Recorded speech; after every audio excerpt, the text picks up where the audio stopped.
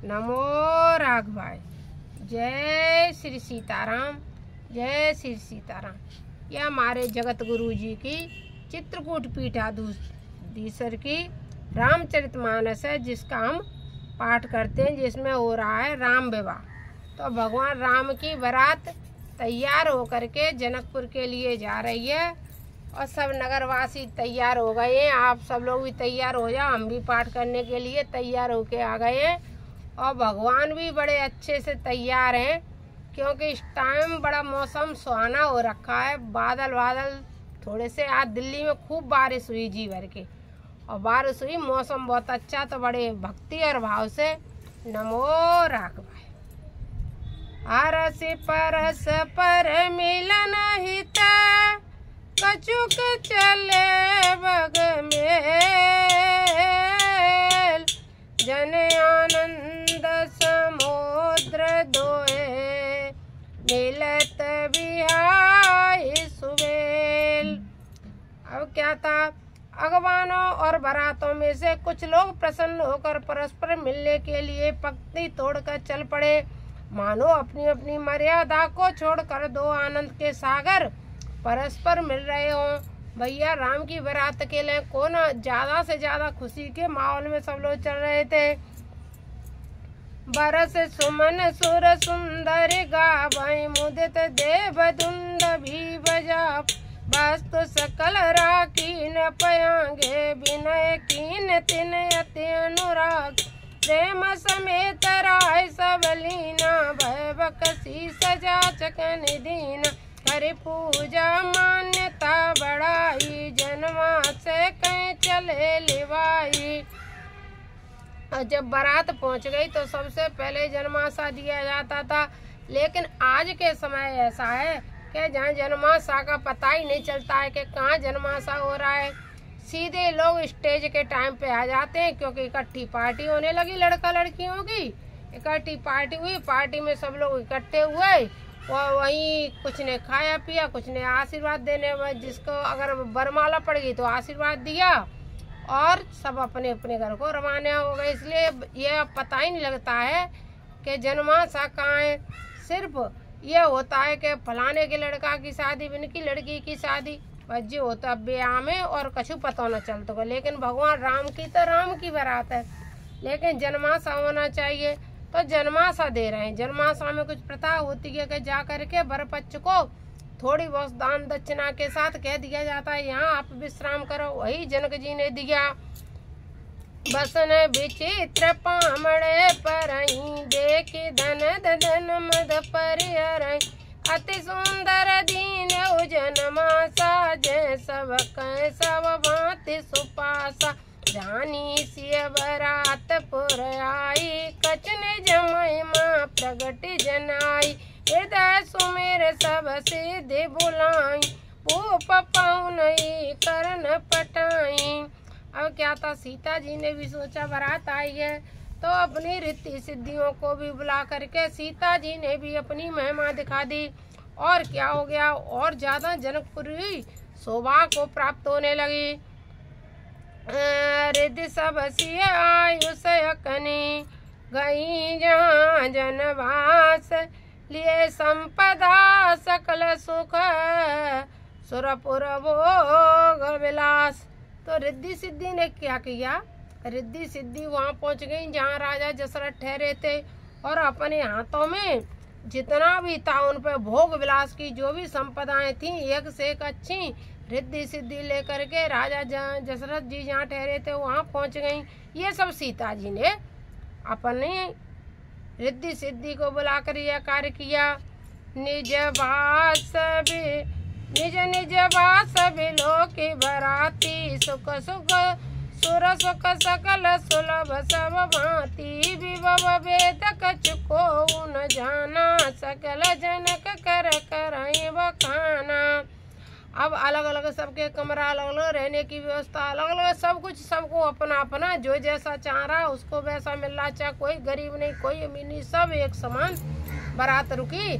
तो जब सब बारात एक साथ रुकी और सब लोग वहाँ पहुँचे तो क्या होता है, यह होता है कि सब लोग जाने, अरे भैया जनक की तो बड़ी व्यवस्था है, जैसे कहूँ जाए और कोई लड़की वाले की बारात और घुसट के मिलो, अरे भैया क्या व्यवस्था है, क्या गजब कर दिया भाई। बस सब कह रहे हैं कि जनक ने बड़ी व्यवस्था करी, सबको अलग अलग रहवे के लिए, रुकवे के लिए सब व्यवस्था कर रखी है जनक जी ने। ऐसे सब सोच रहे थे और क्या होने लगा। सिया महिमा बखाना, सिया महिमा रघुनायक जानी, हर से हृदय तु पहचानी। और भगवान राम जान गए कि ये सीता जी सब कुछ कर रही हैं, तो भगवान राम भी प्रसन्न हो गए सीता जी के इस कार्य को देख करके कि तू आगमन सुनत दो भाई, हृदय नाते आनंद हमाई, सकुचन कह न सकत गुरु पाई, कि तू दर्शन लालच मन माई। लेकिन वह राम और लक्ष्मण जी को पता लगा कि हमारे पिताजी आ गए हैं, लेकिन फिर भी ये नहीं कि गुरुजी को छोड़ करके पिताजी से मिलने चले जाए, नहीं, आज्ञा की प्रतीक्षा कर रहे हैं कि जब गुरु आज्ञा दें तभी हम जाएं। लालसा तो है पिता से मिलने के लिए, लेकिन जा नहीं रहे हैं। विश्वामित्र विनय बड़ी देखी, उपजा और संतोष अभिषेकी, अरस बांध दो हृदय लगाए, पुलक अंग अम्ब के जल छाए, चले जहाँ जस रत जन्मा से, मनहु सरोवर थके पियासे। लेकिन जब विश्वामित्र ने राम लक्ष्मण जी का ऐसा मन देखा कि इनकी भी पिताजी से मिलने के लिए इच्छा हो रही है, तो उनकी कुछ महिमा जहाँ भगवान की ये मर्यादा देख करके विश्वामित्र अति प्रसन्न हुए और अति प्रसन्न होकर के राम लक्ष्मण को लेकर के चल दिए। और दशरथ जी की क्या हालत थी, जैसे कि किसी की आंखें तरस रही हों और उन्हें राम लक्ष्मण को देख करके ऐसा लगा कि जैसे प्यासे व्यक्ति को एक बूंद दो बूंद नहीं पूरा सरोवर पानी का मिल गया हो, वैसा ही राजा दशरथ को राम को देख करके लगा। इतना प्रेम था राजा दशरथ को, क्योंकि चौथे पन में पाए थे ना राम को भगवान दशरथ जी ने। भूप बिलो क्यों जवाई मुनि, आवत सुतन समेत, उठे हरसि सुख सिंधु में, चले थासी लेत। और उठे बड़ी थासी लेते हुए राम लक्ष्मण से मिलने के लिए चल दिए। मुनि ने दंडवत कीन महिषा, बार बार पद रज धरि सीसा, कौशिक राहुल और लाई, कहे शीस पूछी कुशलाई। राजा दशरथ जी खड़े हुए और मुनि को दंडवत किया और आकर के आशीर्वाद लिया। और मुनि ने भी राजा दशरथ जी की सब ठीक ठाक है, सब कुशल मंगल है, ये समाचार लिया।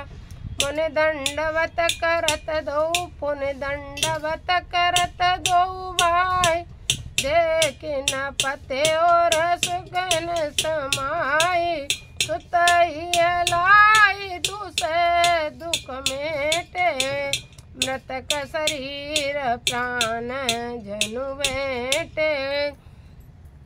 तो क्या किया, राम लक्ष्मण दोनों भाइयों ने राजा दशरथ जी को दंडवत किया तो सुख न समाई। राजा दशरथ को इतनी प्रसन्नता मिली। आजकल कुछ ऐसा हो गया है कि हमारे बच्चे माता पिता को प्रणाम नहीं करते हैं, बड़ों को प्रणाम नहीं करते हैं।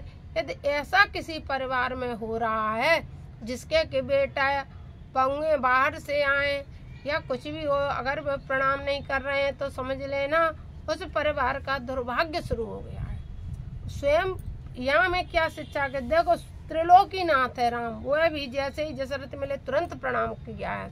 तो जब भी आप माता पिता से मिलो तुरंत प्रणाम करो, यह है मर्यादा। यही आपकी मर्यादा आपको बहुत ऊंचे स्तर पर ले जाएगी। यदि यह कार्य नहीं करते हो, रामचरितमानस का अध्ययन करके उस अनुसार नहीं चलोगे, रामचरित के अनुसार नहीं चलोगे तो जीवन निरर्थक है।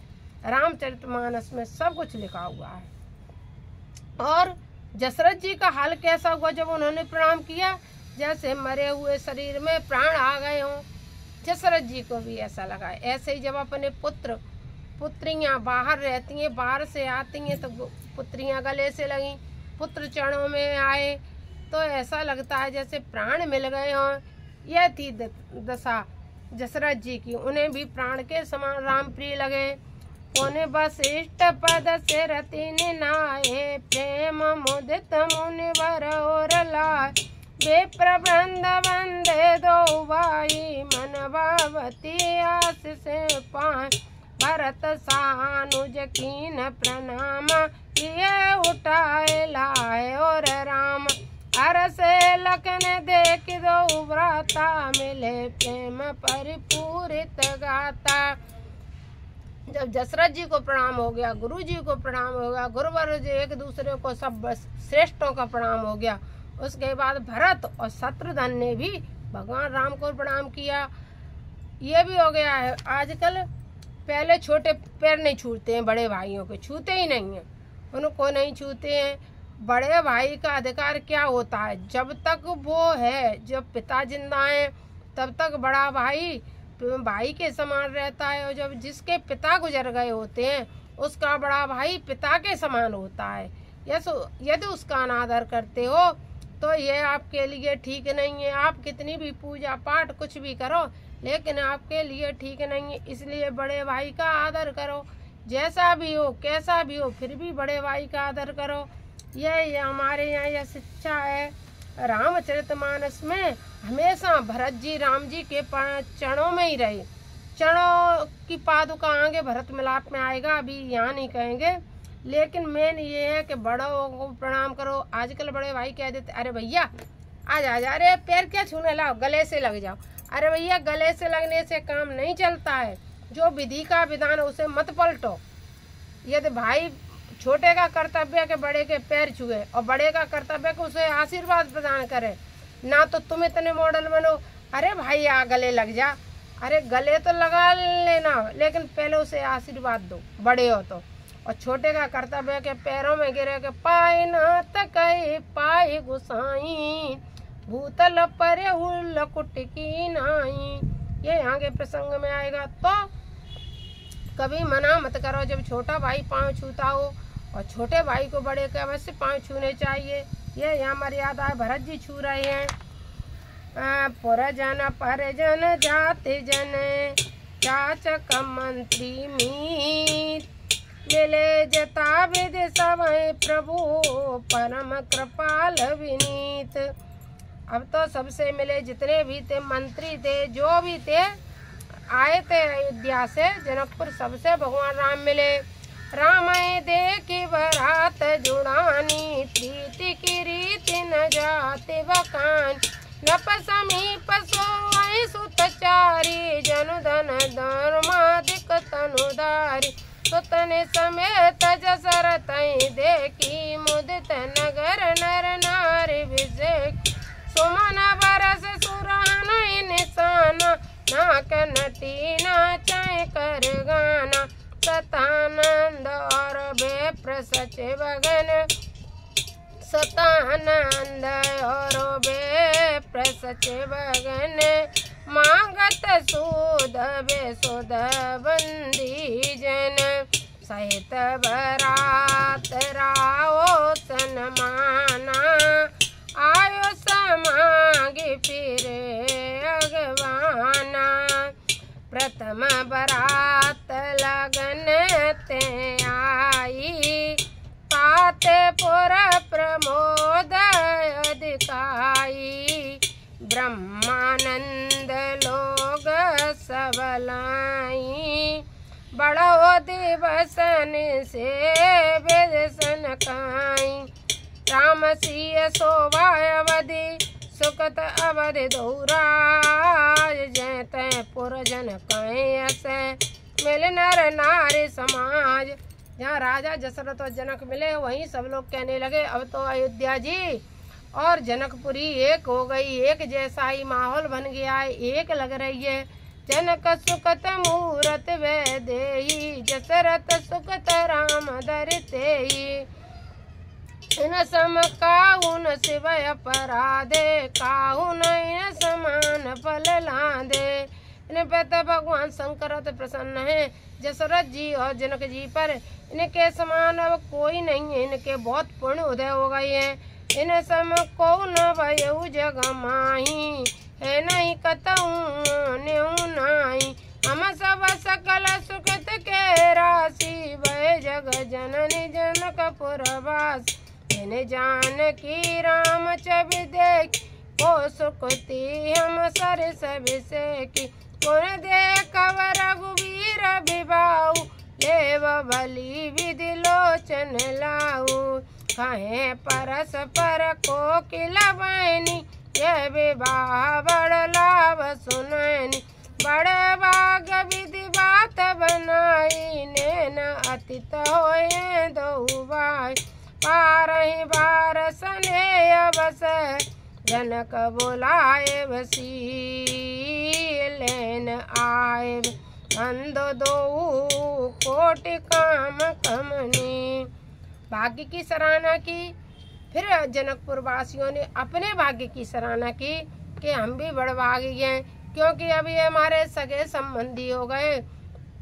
इसलिए राम लक्ष्मण बार बार सिया जी को लेने आएंगे और सीता जी को बार बार लेने के लिए आएंगे, तो हम लोग भी इन्हें बार बार देखते रहेंगे। कहते हैं भैया बिन को दामाद बिन बिटिया, तो ऐसे रिश्तेदारी है वे के नाते जो बार बार ले वे आवेंगे और हम लोग इन्हें देखते रहेंगे। ऐसी शिव लोगों के मन में बड़ा उत्साह और लालसा हुई। और भगवान आगे के प्रसंग हम कहेंगे इतना क्योंकि फिर ब्लॉग बड़ा हो जाता है तो फिर उसमें डल नहीं पाता है। नमो राघवाय। आप सबको ये कैसा प्रसंग लग रहे हैं? बड़े ही इन प्रसंगों से क्या होता है कि हमारे और आपके जीवन में मांगलिक कार्यों की शुरुआत होती रहती है। मंगल ये भगवान राम के विवाह, शिव विवाह, इनको गाने से हमें प्रसन्नता भी बहुत मिलती है, मन में बहुत प्रसन्नता मिलती है, हमारे घर परिवार में प्रसन्नता खुशहाली आती है। इन प्रसंगों को तो हमें वैसे भी पढ़ते रहना चाहिए। और रामचरितमानस की 5 दोहा प्रतिदिन पढ़ो, चाहे कुछ भी करो कैसे भी करो, हाँ टाइम निकाल के 5 दोहा पढ़ो, जिससे ही प्रत्येक मनुष्य का कल्याण होगा। ना कि आप कहो कि हमने एक दिन बेलपत्र 5 चढ़ा दिए और कल मूंग की दाल चढ़ाया है शिव मंदिर में, परसों काली तिली चढ़ाया है। भोले बाबा स्वयं इस कथा को गा रहे हैं, स्वयं इसकी प्रशंसा कर रहे हैं। इसलिए सोचो ये भोले बाबा के शब्द हैं, कोई ये नहीं है। भोले बाबा भी जब भी प्रसन्न होंगे जब आप रामचरितमानस को पढ़ोगे। ये नहीं है कि शिव मंदिर में जाओ, शिव मंदिर में जाओ, शिव जी की पूजा करो, सब कुछ करो, लेकिन रामचरितमानस अवश्य पढ़ो। 5 दोहे प्रतिदिन। नमो राघवाय। जय श्री सीताराम।